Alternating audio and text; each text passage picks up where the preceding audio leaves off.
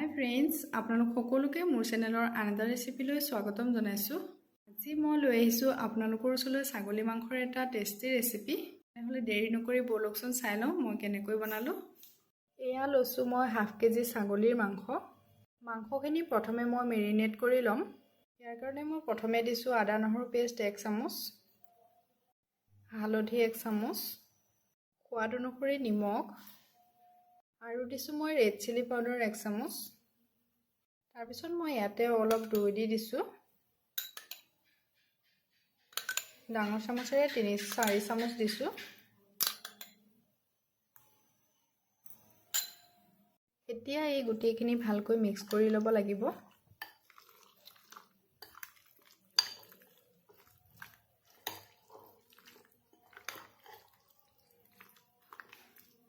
এয়া চাওক, এই গোটেইখিনি ধুনীয়াকৈ মিক্স কৰা হৈ গ'ল। এতিয়া মই এইখিনি আধা ঘণ্টামানৰ কাৰণে ফ্ৰিজত ৰাখি দিম। মাংসখিনি মেৰিনেট হয় মানে মই শুকান মছলাখিনি ৰেডি কৰি লৈছোঁ। ইয়াৰ কাৰণে মই 2টা শুকান জলকীয়া লৈছোঁ আৰু এখিলা তেজপাত দুটুকুৰকৈ ভাঙি লৈছোঁ। এটা ডাঙৰ ইলাচি, 2টা সৰু ইলাচি দিছোঁ আৰু অকণমান মই থেতেলিয়াই দিছোঁ। অকণমান ডালচেনি দিছোঁ, কেইটামান লং দিছোঁ আৰু 1 চামুচ গোটা জিৰা দিছোঁ। মই এইকেইটা মছলা লৈছোঁ। আপোনালোকৰ তাত যদি ইয়াৰ দিয়াৰ ভিতৰত কিছু মছলা নাথাকে তেনেহ'লে নিদিলেও হ'ব। মোৰ তাত আছে কাৰণে মই দি দিছোঁ। এতিয়া মই গুড়া মছলাখিনি দি ল'ম। ইয়াতে দিছোঁ মই জিৰা 1 চামুচ, কাৰণ মই মেৰিনেট কৰোঁতে জালুক জিৰা দিয়া নাছিলোঁ, গতিকে মই আকৌ বেলেগকৈ মছলাখিনি ৰেডি কৰি লৈছোঁ। আৰু দিছোঁ জালুক পাউডাৰ আধা চামুচ, ধনিয়া পাউডাৰ 1 চামুচ, আৰু মই 2 চামুচ মিট মছলা দিছোঁ। তেতিয়া গোন্ধটো ভাল আহে আৰু সোৱাদটোও ভাল লাগে। এই মছলাখিনিত মই পানী ব্যৱহাৰ নকৰাকৈ শুকানেই দি দিম, গতিকে মই এইখিনি এনেকৈ ৰাখি থৈছোঁ। এতিয়া মই কেৰাহীটো পাতি লৈছোঁ আৰু কেৰাহীটো গৰম হোৱাৰ পিছত মই ইয়াতে অলপমান মিঠাতেল দি দিছোঁ। মিঠাতেলখিনি গৰম হৈ আহিছে। এতিয়া মই ইয়াতে 1 চামুচ ঘিউ দি দিছোঁ। ঘিউ দিলে ছাগলী মাংসৰ টেষ্টটো বহুত ভাল হয়, গতিকে মই 1 চামুচ ঘিউ দি দিছোঁ। তেলখিনি গৰম হোৱাৰ পিছত মই ৰাখি থোৱা গৰম মছলাখিনি ইয়াতে দি দিছোঁ। এয়া জিৰাখিনি ফুটি আহিছে। এতিয়া পিঁয়াজখিনি দি দিছোঁ ইয়াতে।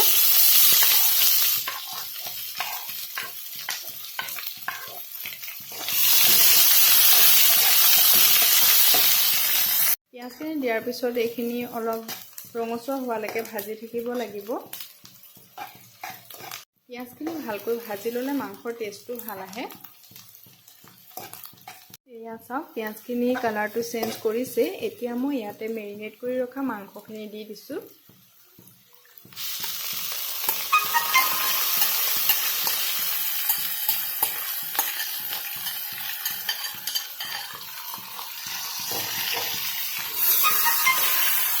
আৰু এতিয়া মই এইখিনি ভালকৈ মিক্স কৰি ল'ম। এয়া চাওক,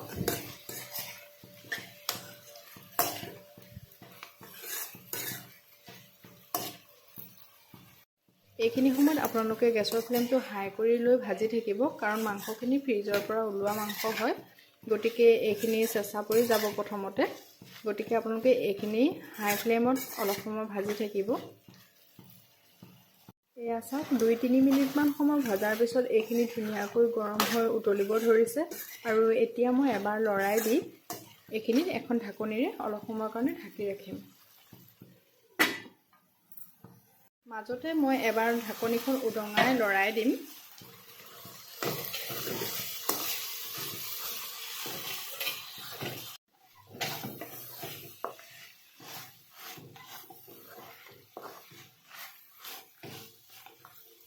মাংসখিনিত থকা এক্সট্ৰা পানীখিনি এতিয়া শুকাই গৈছে। আৰু এতিয়া মই এই ৰাখি থোৱা শুকান মছলাখিনি ইয়াতে দি দিম। মাংসখিনি মছলাখিনিৰ সৈতে ভালকৈ মিক্স কৰি এতিয়া মই এইখিনি এখন ঢাকনিৰে আকৌ ঢাকি দিছোঁ আৰু মাজে মাজে ঢাকোন উদঙাই লৰাই থাকিম। মাংসখিনি ভাজি থাকোঁতে যদি আপোনালোকৰ পানী দৰকাৰ হয় তেনেহ'লে অলপমান পানী দি দিব। মই ইয়াত অকণমান পানী দি দিছোঁ। ভালকৈ লৰাই দিছোঁ।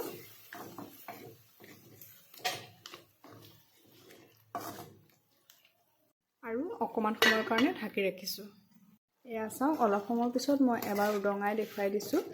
এইখিনি পিঁয়াজখিনি ভালকৈ গলি গৈছে। এতিয়া মই এইখিনি সোনকালে সিজিবৰ বাবে কুকাৰত দি দিম। কুকাৰত দিলে সময়টোও বাচি যাব আৰু সোনকালেও সিজি যায়। আপোনালোকে ইচ্ছা কৰিলে কেৰাহীটো বনাব পাৰে। কেৰাহীত বনালে আৰু আধা ঘণ্টামান সময় লাগি যাব। এয়া চাওক, মই মাংসখিনি কুকাৰত দি দিলোঁ আৰু ইয়াত মই অলপমান পানী দি দিছোঁ। কুকাৰত পানী দিওঁতে সদায় আপোনালোকে যিমানটো গ্ৰেভি বনাব বিচাৰে সিমানটোৱে পানী দিব, কাৰণ কুকাৰত মাংস বনালে ইয়াৰ জোলটো বেছি শুহি নাযায়। এতিয়া মই ইয়াৰ ঢাকনিখন লগাই দিছোঁ।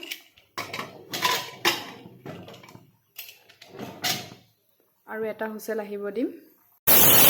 এটা হুইচেল অহাৰ পিছত এতিয়া মই গেছৰ ফ্লেমটো একেবাৰে ল' কৰি প্ৰায় 15 মিনিটমান সময় ৰাখি থ'ম। তেতিয়া মাংসখিনি ধুনীয়াকৈ সিজি যায়। এতিয়া চাওক, কুকাৰটো 15 মিনিট হৈ গ'ল আৰু ইয়াক মই ঠাণ্ডা হ'ব দিম নিজে নিজে হুইচেলটো যোৱালৈকে। তাৰপিছত মই আপোনালোকক এয়া উলিয়াই দেখুৱাইছোঁ। চাওক, দেখিছেনে কিমান ধুনীয়া হৈছে, কালাৰটো বহুত ভাল হৈছে। এতিয়া মই মাংসখিনি গেছটো জ্বলাই দি আকৌ 2 মিনিটমান সময় উতলিবলৈ দিছোঁ। এয়া চাওক, তেতিয়া গ্ৰেভিটো ধুনীয়া হয়, ডাঠ হৈ পৰে। মাংসখিনি 2 মিনিট উতলাৰ পিছত এতিয়া মই গেছটো অফ কৰি দিছোঁ। আৰু শেষত মই এতিয়া অকণমান গৰম মছলা ছটিয়াই দিছোঁ।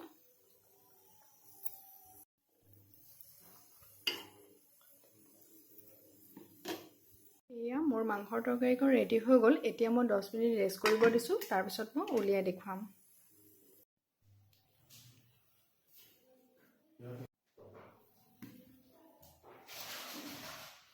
এয়া চাওক, কিমান সুন্দৰ হৈছে দেখিবলৈ আৰু খাবলৈও বহুত টেষ্টি হৈছে।